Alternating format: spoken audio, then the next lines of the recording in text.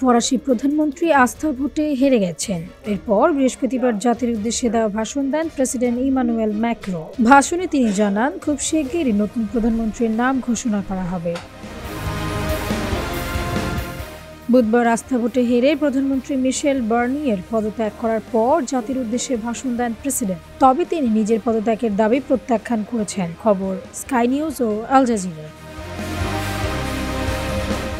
প্রতিবেদনে বলা হয়েছে, বৃহস্পতিবার ফ্রান্সের রাজধানী প্যারিসে টেলিভিশনে জাতির উদ্দেশ্যে ভাষণ দেন প্রেসিডেন্ট। ভাষণে তিনি জানিয়েছেন, কয়েকদিনের মধ্যে নতুন প্রধানমন্ত্রীর নাম ঘোষণা করা হবে।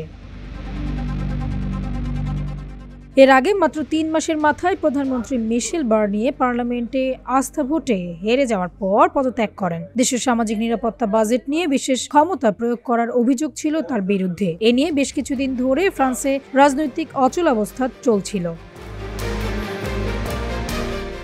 দেশের পরবর্তী বাজেট পাশ করা নিয়ে আরও অচলাবস্থা দেখা যায়। এক পর্যায়ে বিরোধী দলীয় এমপিরা বার্নিয়ে সরকারের বিরুদ্ধে অনাস্থা প্রস্তাব আনলে তিনি হেরে যান।